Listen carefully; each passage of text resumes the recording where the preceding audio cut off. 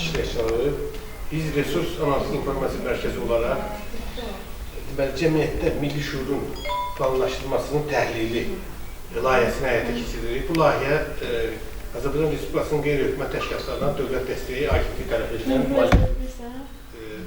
dəstəyi ilə həyata keçiririk. Layihənin adından göründüyü kimi bu tədbirdə əsas bizim əskərlərimiz, qazilərimiz, şəhidlərimizi, o ruhda cavanları necə deyərlər, tərbiyə eləmək üçün bu tədbir keçiririk. Mən xahiş edirəm ki, bir dəqiqəlik... Xanım, çox xahiş edirəm, çox xahiş edirəm. Bir yarım saat səbir edirəm, sizdən xahiş edirəm, danışımdan. Onlar, biləm ki, indi hamısının arasılığı var, yarım saat səbir edirəm, tədbir yola verir. Buyurun. Mən xahiş edirəm, bir dəqiqəlik şəhidlərimizi yad edək.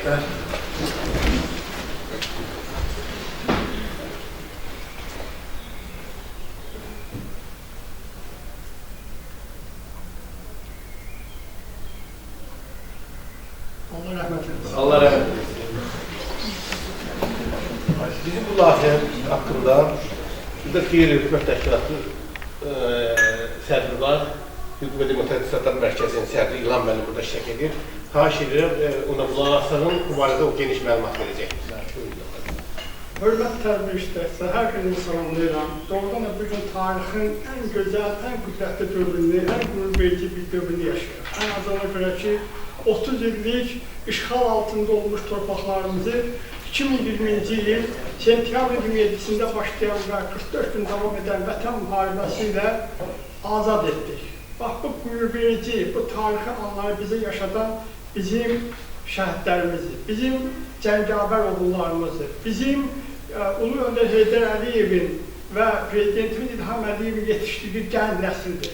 Bax, məhz onların sayəsində 44 gün ərzində yağıb düşmən Azərbaycanın o dilbər gülşələrində, Qarabağın o gözəl məkanında yurt salınmış, böyük bir səngərlər qazı burada yerləşmiş və hər cür silah və sursatlarla orada yerləşmişdir ki, bizim qüdrətli ordumuz, müzəffər ordumuz çox dəmir yumruq əməliyyatı ilə onları sıradan çıxartdı, məhv elədi və bildiyiniz kimi 2020-ci ilin noyabr ayının 8-də Şuşanı, yəni Qarabağımızın tacı olan Şuşanın işğalının azad edilməsindən sonra erməni silahlı qüvvələri onların baş komandan deyilən Paşinyan ad bayraq qaldırmağa məcbur oldu. Təbii ki, bu qələbənin həyat keçirilməsi və reallığa çevrilməsinin çox böyük obyektiv səbəbləri var. Ən azına görə ki, o torpaqlar bizim torpaqlarıdır.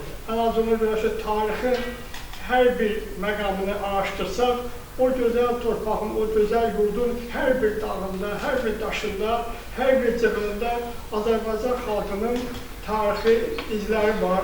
Orada Azərbaycan xalqının, Azərbaycan insanlarının yerləşdiyi, yaşadıkları izlər var.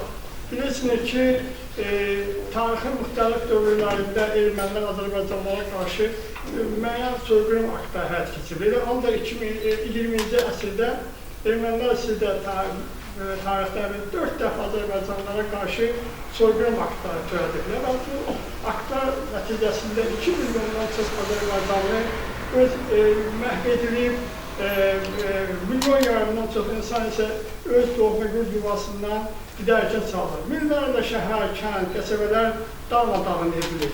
Bax, erməni vəhşiliyi, erməni vandalizmi bütün sferalarda özünü nümayiş etdirir. Düzdür, bəlkə mən özüm də araşdırmışam müəyyən mənada. O mənada ki, düz ermənilərin burada yerləşdirilməsinin, Azərbaycan Qafqazı yerləşdirilməsinin müəyyən xarici güclərin hərbi, siyasi, maliyyə dəstəyi olur. Amma gəlin razılaşaq ki, müəyyən mənada özümüzün də sərkərdələrimizin, böyük fatihlərimizin də bu və ya digər formada səhvləri olur. Nə mənada? Yəqin ki, siz tarixdən çox gözəl bilirsiniz. 1434-cü ildə Qaraqoyunlu hökümdarlığı Əmir Rüstəmin dövründə, İrəvanda məskunlaşmış o dövründə Qriqori Makbuli deyilən bir erməni olur. Yəqin ki, bilirsiniz. Onun ödənişi nəticəsində onun müəyyən sözləşməsi nəticəsində indiki İrəvan daxilindəki Ermənistan ərazisində Eçməzdin kilsəsi də daxil olmaqla 6 kənd 6000 dinara o həmin Qriqori Makuli deyilən erməniyə satıldı. Bizim özümüzünkilər yəni, bizim böyük fatihlərimiz, sərkədələrimiz məhz həmin o ərazinin ermənilərə bizəşlə bağışlanmasına vəsilə oldular. Həmin o sənəd, həmin o Əmir Rüstəmin imzası rəsmiləşdirilmiş o sənəd hal-hazırda İstanbul Muzeyində və eləcə də Kümrüdə saxlanılmaqdadır. Yəni, nəticədə 6 dənə kəndin ermənilərə, dediyim ki, 1931-ci ildə ermənilərə satılmasından sonra Azərbaycanın bəlalarının müəyyən nöqtədə mənim düşüncəmə görə əsası qoyuldu və 6 kənd sonradan 60 kəndə bölündü. Nəticədə ermənilərin indi bu Fars Molla rejimi ərazisindən o ərazilərə köçürülməsi prosesi gedirdi, Osmanlılardan köçürülmə prosesi həyat keçirildi və burada məşğullaşdılar. Sonradan müəyyən böyük güclər isə onları dəstək göstərdilər və Azərbaycanlıların sıxışdırılması, müəyyən hiləgər planların həyat keçirilməsi üçün müəyyən tədbirlər gördülər. Gəlin razılaşaq və istəklərinə də məşğulun minnətlərə nail oldular. Xüsusilə də 20-ci əsrin əvvəllərində dediyim kimi o girişdə ki, 4 dəfə Azərbaycanlılara qarşı soyqırım siyasəti həyata keçiriblər. Ən böyük bəlalarımızın 20-ci ən böyük bəlalardan biri də qeyd edildiyim kimi 90-cı illərdə baş verdi ki, və nəticədə Azərbaycanın günün faiz torpağı işğal edildi. Təbii ki, düzdür. Yenə də ulularımızın səhvlərini bizim müasir dövrdəki özlərini lider adlandıran, amma liderçilikdə vana getməyən müəyyən qüvvələrin də oldu. Xüsusilə AXC Müsavat hakimiyyəti dövründə, hakimiyyətdə zor günlərə ələ keçirilmiş o elçilik hakimiyyəti dövründə müəyyən qüvvələr hakimiyyət uğrunda savaş nəticəsində hakimiyyət uğrunda mübarizə apardılar. Kresto davası nəticədə bundan istifadə edən qeyd edildiyim kimi o xarici güclər ermənilərdən bir adət kimi istifadə edib Azərbaycan torpaqlarını işğal edir. Nə yaxşı ki, yəqin ki, bütün Azərbaycan xalqı ona sevinçlidir, şükürlüdür deyək ki, nəhayət Ulu Öndərimiz Heydər Əliyev kimi bizim böyük oğlu, dahi şəxsiyyətimiz vardı və o, bu milləti birləşdirib bəlalardan xilas etdi. Necə? Yəni 1990-cı ildə, daha doğrusu 1992-ci ildə oktyabrın 16-sında Azərbaycan 91 ziyalısı səs qideti vasitəsilə Ulu Öndərimiz Heydər Əliyevə müraciət etdi ki, gəlsin xalqımız düşdüyü bəlalardan xilas etsin. Bizim Ulu Öndər Heydər Əliyev xalqın bu çağırışına, bu müraciətdə seyirci qalmadı. Çünki ürəyi, qəlbi hər zaman bu xalqla döyülürdü. Çünki o, bu torpaqda bölünmüş, bu torpağın oğlu olaraq bu xalqın üzləşdiyi bütün bəlaları görürdü və ondan çıxış yolu ilə bağlı da təbii ki, konkret digərlərindən fərqli olan bir proqramım var idi və buna görə də 1992-ci il oktyabr 24-də yenə səs qideti vasitəsilə ziyanların müraciətinə cavab verdi ki, bəli, gəlib mən xalqın yanında o xalqı düşə biləcək bu bəlalardan xilas edir. Sonraki proseslərlə bağlı da sizin kifayət qədər indi ortaya çıxan məlumatı var ki, bunun həqiqətən də çətin, amma şərəfli bir fəaliyyət yolu tutmaqla dövlət çevrilişləri oldu. Yəqin ki, bilirsiniz, Anonçular Qanunu 95-ci ildə, ondan əvvəl isə Sürət Hüseynovun dəstəsi ilə 94-cü oktyabr hadisələri baş verdi. Amma bütün bunlar ona görə hesablanmışdı ki, Heydər Əliyevin bu siyasətini alt-üst eləsinlər, bu millətin o Ulu Öndər Heydər Əliyevə olan ümidlərini sıradan çıxarsınlar və nəticədə yenə də o, deyək ki, o torpaqların bölücülük fəaliyyətini genişləndirsinlər. Ancaq xalq Heydər Əliyev birliyi, yəqin ki, siz bu hadisələri xatırlayırsınız, Ulu Öndər Heydər Əliyevin çağırışı ilə 1995-ci ilin oktyabr hadisələri, daha sonrası mart hadisələri zamanı Azadlıq meydanı millət 100 minlərlə insan Azadlıq meydanına yığışdılar və Ulu Öndər Heydər Əliyevin yanında olduqlarını və bütün olduqlarını nümayiş etdilər. Bundan sonra Azərbaycanda həqiqətən də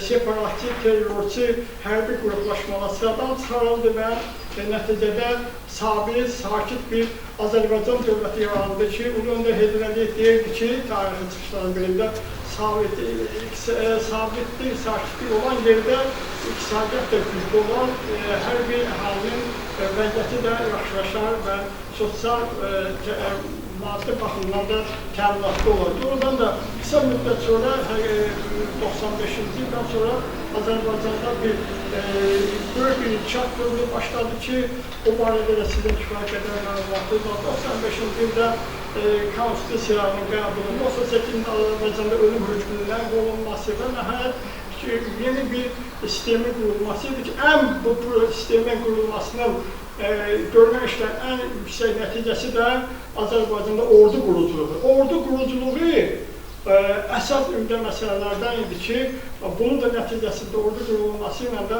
Azərbaycanda ordu quruculuğu prosesi geniş fürsət aldı və bu prosesin davamı olaraq Prezident İlham Əliyevin 2003-cü ildə prezident seçilməsi ilə bu ordu quruculuğu böyük bir inkişaf dövrünə qədəm qoydu ki, nəticədə bu ordu 2020-ci ili sentyabr 27-sində başlayan vətən müharibəsi ilə torpaqlarımızın işğaldan azad edilməsinə nail oldu. 2023-cü ilin sentyabrın 19-da başlayan cəmi bəzi mənbələri, bəzi məlumatları 23 saat 44 dəqiqə deyilir, amma razılaşırız ki, Qarabağda, o Xankəndindəki o terrorçuların tərəfləşdirilməsi prosesi cəmi bir 40-45-50 dəqiqə çəkdi. Çünki Azərbaycan ordusu elə bir qüdrətli, güclü ordu idi ki, o ordunun qabağında heç bir qüvvət yana bilməzdi. Nəinki oradakı separatçı, terrorçu hərbi birləşmələr. Və bilirsiniz ki, 45-50 dəqiqə ərzində onlar hamısı məhv edildi və onların əsas başçıları olan Araklar, Qukasyanlar, Saakyanlar, Vardanyanlar da həbs edildilər, istintaqə təhvil verildi ya, bu yaxınlarda yəqin ki, məlumatınız var, onlar layiq olduğunları cəzanı aldılar məhkəmə tərəfindən. Bugün biz xoşbəxt xalqıq, bugün biz qürurlu xalqıq. Çünki bizim öz şərəfimiz, öz ləyaqətimiz geri qayıtdı. Bəzən hər birimiz razılaşaq ki, xaricə gedəndə, həqiqətən də, mən də, siz də hər biriniz, mən də xaricə ölkə gedəndə, həqiqətən də insan biraz utanırdı. Sual verirlər ki, cəmi cümlətəni 2 milyon erməni necə oldu ki, 10 milyonu Azərbaycanı yenə bildi, onun torpaqlarını işğal edildi. Biz fakt qoyduk ortaya, sübutlar ortaya qoyduk ki,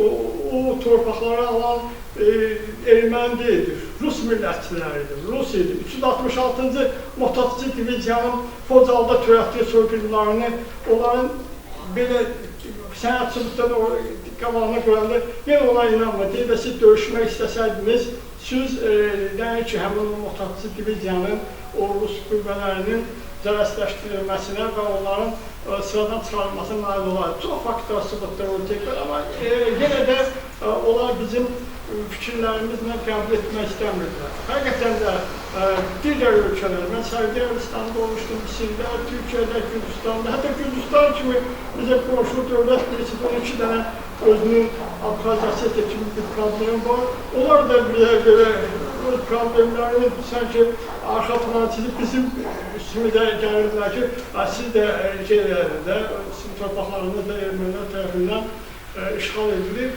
Biz yenə də onları başa salmaqda biraz çətinlik çəkirdik. Amma bütün bu suallara Azərbaycan ordusu bir dəmir yumruqla cavab verdi və torpaqlarımız işğaldan azad edilir. Yəni biz çox sevincliyik və bu sevinci bizə bəxş etdiyinə görə ilk öncə mən şəhidlərimizə biz borcluyuq, qazilərimizə biz borcluyuq. Hər dəfə deyilir, təkrar edilir ki, nə qədər hər birimizə, bir millət olaraq 7-dən 77-yə qədər nə qədər ömrümüz, canımız sağdır, o şəhidlərin haqqı bizim boynumuzdadır. Biz hər zaman onlara borcluyuq. Şəhid alanlarının qarşısında həmişə biz deyirik. Onların əlindən öpürük. Onların evlatları varsa, şəhidlərimizin evlatları varsa, onları həmişə qucağımızda, öz balamızdan belə əli tutaraq onları başının üzərində qaldıracaq. Biz onlara, yenə deyirəm, biz onlara nə qədər eləsək də, biz o şəhidlərin haqqını ödəyə bilmərik. Allah onlara hər birinə rəhmət eləsin. Allah şəhidlərimizin ruhu şad eləsin. Allah qazılarımıza can sağlığı versin. Sağ olasınız. Mən bilirəm ki, bu Səmiyan rayonunda onlarla torpaqlarımızın ərazi bütünlüyündə şəhidlər oldu. 70'te şəhid oldu bizdə. İkinci yalan müharibəsində, birinci yalan müharibəsində 200.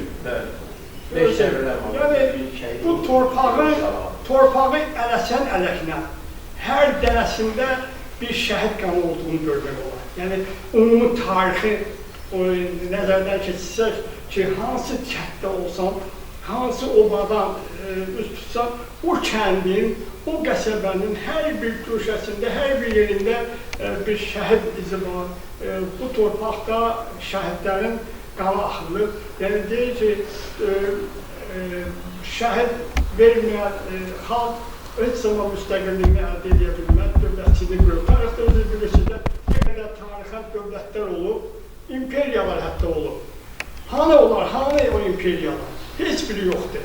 Tarixdə Roma imperiyası, siz bilirsiniz, Yunan imperiyası olub ki, Bizans imperiyası olub, hanı onlar bu deyil, Latın tarixində olub, yəni belə bir deyil, hanı onların heç biri yoxdur. Çünki ona görə yoxdur ki, onların xalqı mübarizə əzmi olmayıb. Onların hər hansı bir formada öz ərazi imperiya qoyaqlarız, dövlətçiliyini qoruyub saxlamaq üçün əzəmkarlıqlar olmağa, biz millət olaraq, bir xalq olaraq yarandığımız 5000 illik dövlətçiliyin tarixində həmişə mübarizə aparır, həmişə dövlətçiliyimiz yaşatmaq uğrunda çalışmışdır. Heçsə bizi əziblər yeri gələrdə. Bütün qüvvələr yığışıb, Mongol tatarlar bilirsiniz, 1321-1323-cü illərdə Azərbaycanı daşı üstə qoymadı, darmadağın elədilər. Ondan sonra da Ruslar bilirsiniz, 1801-ci ildə, ondan əvvəl də bizdə Piotr yoxdur. Ondan əvvəl digər işğalçılar Azərbaycanı darmadağın etdilər, xalqın mübarizə əzmini qırmağa çalışdı. Heç zaman Azərbaycan xalqı o hədəfindən, məqsədindən yayılmadı. Çünki bizim olana sahib olmaq uğruna mübarizə aparır. Mən, siz də mədə, Azərbaycan tarixində, indiki müasir dövrdə Azərbaycan xalqı kimi qürurlu, qətiyyətli, mübariz xalq olduğunu, ikinci bir xalq olduğunu mən hesab eləmirəm. Biz bu xalqı daim yaşamaq və daim öz dövlətçiliyini qoruyub saxlamaq və ona sahib olan dəyərlərini yaşatmağa arzulayıram. Sizə də təşəkkür edirəm ki, bu tədbirdə iştirak edirsiniz. Mən indi sözü bizim tədbir iştirakçılarına vermək istəyirəm.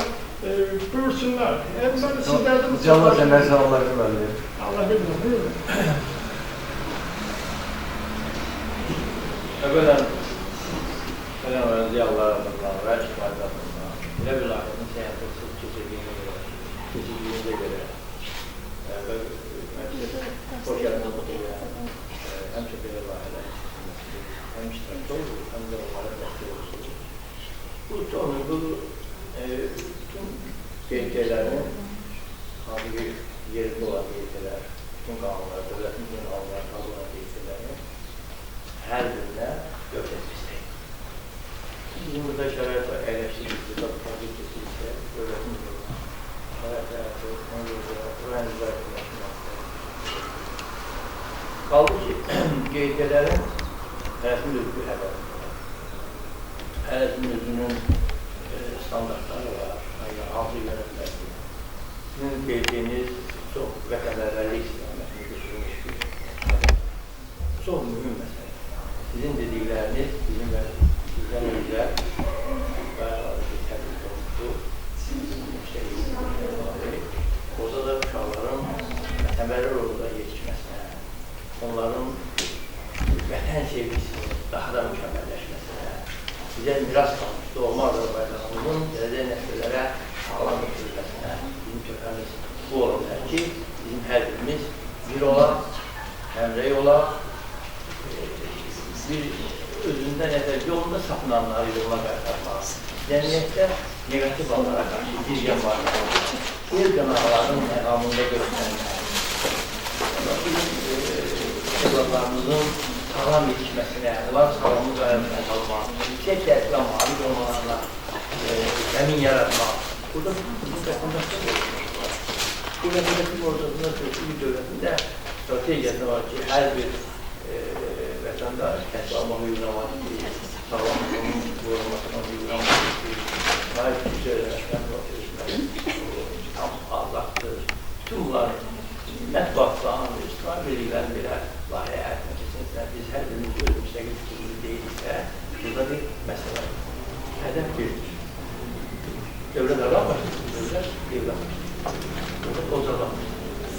Dünyaya görə hər bir uşaq valideynlər Allah dövlət deyil, amma dövlət təminatdır. Güclü, sağlam ailə dövləti var. Bu dayaqlar nə qədər mükəmməl olsa, onda sənin ocağın da mükəmməl olur.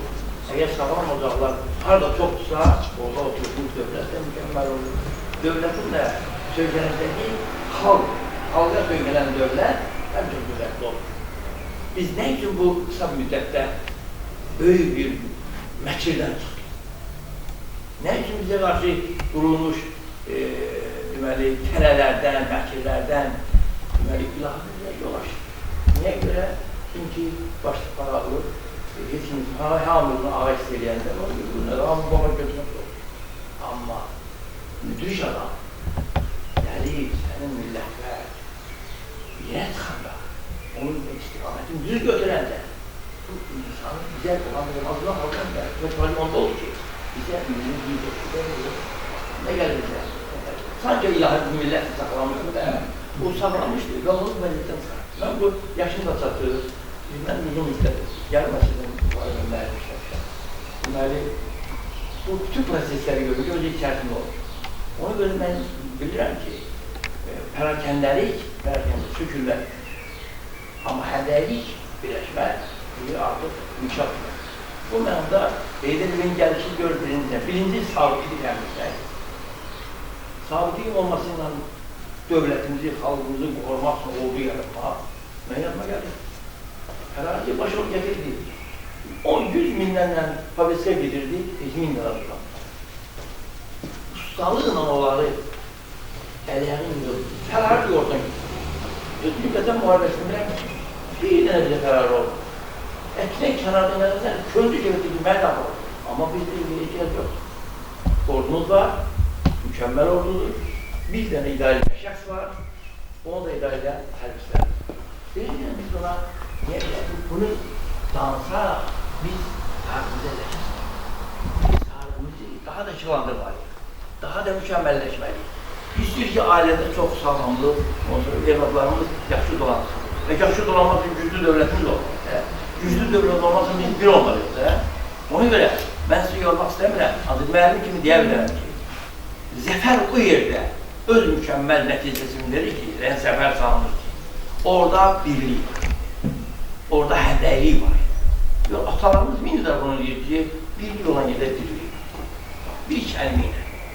Yəni ki, biz zəfəri nəyə görə qazandıq? Xalq dövlət birliyinin hesabına, ağıllı rəhbərinin hesabına, mükəmməl ordunun hesabına, canını fəda verən, torpaq sevər oğullar hesabına, canını verdi. Bizim himnimizdə belə bir söz var. Hüququndan keçən əskər, hərə bir qəhrəmandır. Nədir onun hüququ? O da yaşamaq istəyirdi. Amma dedi, canım qurban sənə, Azərbaycan, təki vətən sağ olsun. Bax, biz buna görə həyat tutuyoruz. Xeyir, şər, məclislər, tədbirlər, hamısı sərbəst keçirilir. Niyə? Çünki sabit vətənimiz var, inkişaf edən dinamik, dünyaya söz sahibi olan vətənimiz var. Son vaxtlar böyük tədbirləri sahiblikləri. Bu yaxında da nə şəhərlərin forum 13-cü, bəli, forum sesiyası getirildi. İlk dəfə olaraq, bu sırada 12'si keçildi. En yukarı həddə 12-ci olub 23 min, nesə 24 minə yaxın orada iştirakçı, xaricdən iştirakçısı oldu. Amma indi 40-45 min arasında 182 dövləti təmsil edir. BMT səviyyəsində olan ölkələrdən bilirsən ki, paralel bir səviyyə bu. Balalı şey görəyim bu. Buna ev sahibi, böyle, etibarlıdır. Yəni ki, sağında müharibə, solunda müharibə, orada münaqişə, bu yanında işğal, ortada Azərbaycan tədbir keçirilir, özəl mesaj verir. Niyə görə? Biz artıq söz sahibiyiz. Bizim razımız olan burada başqa layihə keçirilə bilməzdir. Dövlət başçımızın bir dənə gəlməsi buna əsasdır. Bizə heç kim məcbur edib yolumuzdan sapındıra bilməz. Bizim öz hədəfimiz var. Biz Gör nə qədər, Allah qəni qədəmə get ulu öndərə. Birinci qoşuldu ki, biz heç bir işə qarışmırıq. Qoşulmamaq hərəkatının üzvü seçildi. Fikir verək, qarışım, mən öz problemi bəlkə kifayətdir. 30 ildə verdik sizə, 30 ildə də gəlib Tantaraya, onun qapısına yedik, bunun qapısına getirirdik ki, bunların ki qaldı gələnlər. O buraya. 30 il başımızda fırlatın qaldı, dağıldılar. İndi fikirlər olsun, bərpa işi gedir, bərpalar da mükəmməl.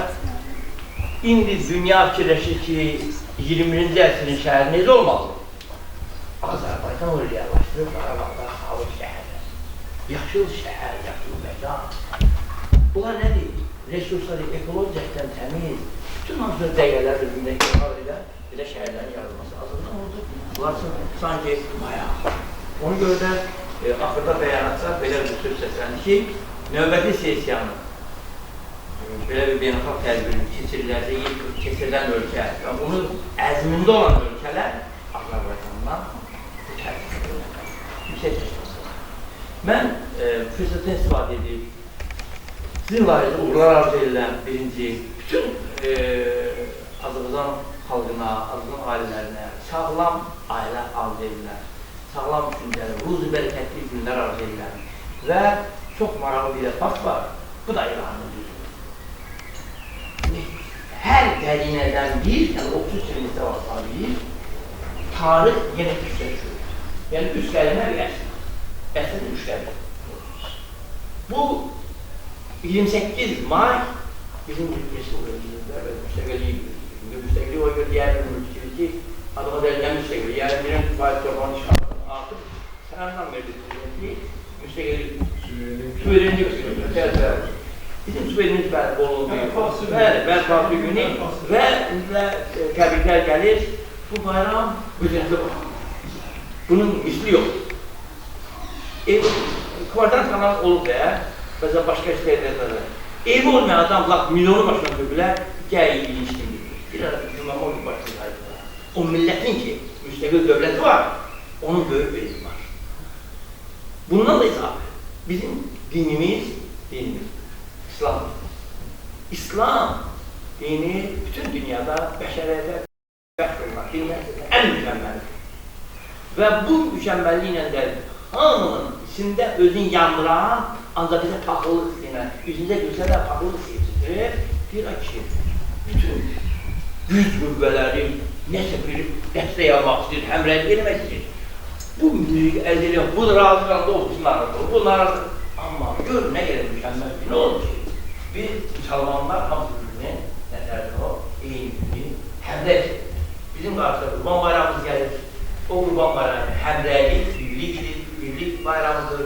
Müsəlman bazı qardaşlarımız həmçə bunu mütəşəkkür ilə, hər mərəsimi ilə bunu tamamlayırlar. Mən sizi qabalıram. Həm 28 may bayram münasibəti və müqəddəs Qurban bayramı təbrik edirəm. Allah hər bir sağlamlıq, evimizə bərəkət, heç kimin yaransın olmasın. Allah ordumuzu, əskəd o bağlı olan hamı salamat gəlsin, günlər görsünlər və salamat daha güclü dövlətdə yaşayın.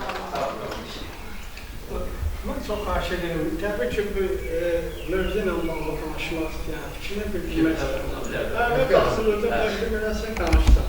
Şuraya bax. Dur, müəllimə bax, kim kəlmə deyil, buyur. Mən sənə də soruşam, özü bəyəm.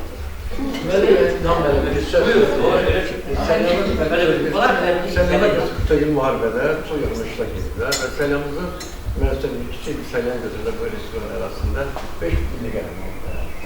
Və xüsusən sualdır ki, bu tədbirə şəhid ailələri, qazları dəvət edir. Biz heç bir tədbir ona bir tədbirinə dəvət etmək imkan bilmirik. Niyə görə? Çünki bu iştirak edən əksəriyyətin yaxın qohumları müharibə iştirakçısıdır. Qazlı hesab, daim dəvət edilmək istəyirsə, milli qəhrəmandır. Su tənor dəstənin milli qəhrəmanının basında əyləşir. Sonra şəhid ailəsinin yaxın qohumu buradadır, indi aşağı düşdü. O yəni bu məsələ iştirak edir. Orada müşrin, yəni verəkdən dəvət edir. Bu Səlyanda elə ki, Səlyan vətənlər dövlətlər torpaqda bağlı insanlar işləyirlər. Səlahiyyətli insanlar. Həmişə dövləti və rəhbərin yanında olurlar və bir yerdə səslənirlər. Dəvə, buyur. Bizim Tarih Yaşlı Muzeyinin direktoru Rəfiq Ağabəydir. İlk olaraq salamlayıram sizi, rayonumuza xoş gəlmişsiniz. Və bu günləri təbii ki, çox gözəl əlamətlər, tariximizin qüruru olan bir günü qeyd edirik. Təbii ki, yəni ki, ölkəmiz son vaxtlar çox qələbələr qazanıb və bizim qürur yerimizdir. Və arzu edirəm ki, müstəqilliyimiz, qələbələrimiz daimi olsun, həmişə tariximiz zəfər qarşılasın, zəfər qeyd eləsin. Və biz də tədbirlərimizi zəfərlə bağlayaq. Təşəkkür edirəm sizə, sağ olun. Mən də sizə salamlayıram, xoş gəlmişsiniz və Özünü təqdim edin. Abdullayev Vüsali Mərkəzi Kitabxana işçisiyəm. Təbii ki, biz də informasiya bir yeri kimi, yəni kitabxana bilirsiniz də informasiya daşıyıcısıdır. Biz də bütün demək olar ki, il ərzində bir çox tədbirlər edirik, vətənpərvərlik ruhunda, yəni biz əskərlərdir, olsun ki, cavan tələbələrdir, yəni dəvət edirik və bütün tədbirlərimizi bağlayırıq, elə milli şuurla əlaqəli çalışırıq ki, kitabxanada da cavanlara, yeniyetmələrə örnək olan bir şeyləri tədbirlərlə onlara çatdıraq. Çox sağ olun. Çox sağ olun. Mərkəz, Edəli mərkəzi. Buyurun, buyur. Tamam, hər birinizi salamlayıram. Xoş gördük bizim yanımızda. Edəli çox maraqlı bir mövzudur, bayraq qürurumuzdur, bəli, bayraq qürurumuzdur.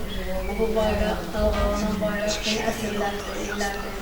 Şəhidlərimiz canlı bahasına bu bayrağı dalğalandırırlar.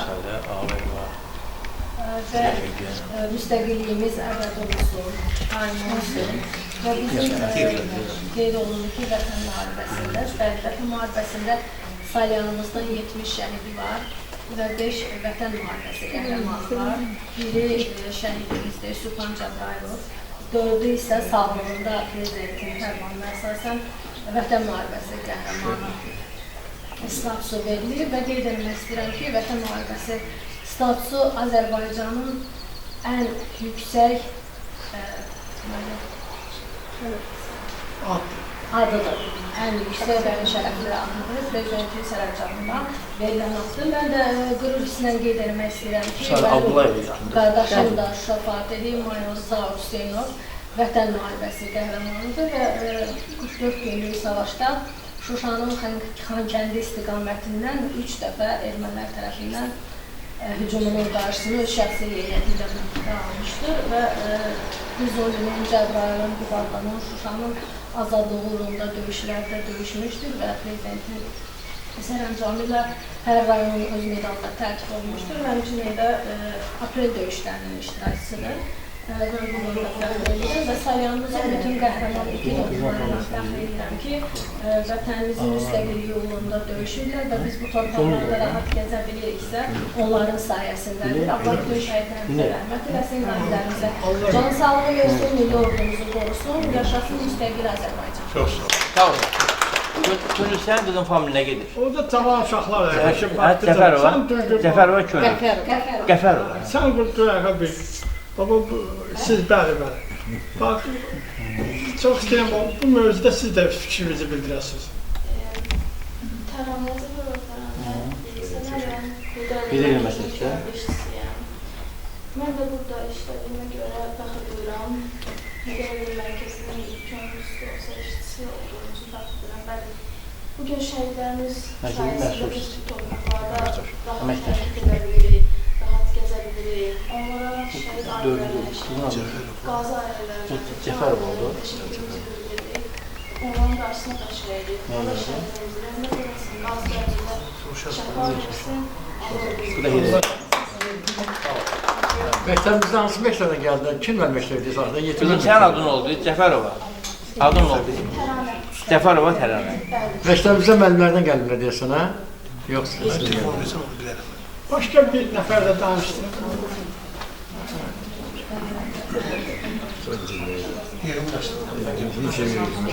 Oldu, 4-4 yaptırmada yazarsın. Tanışmaq istəyən yoxdur desənə.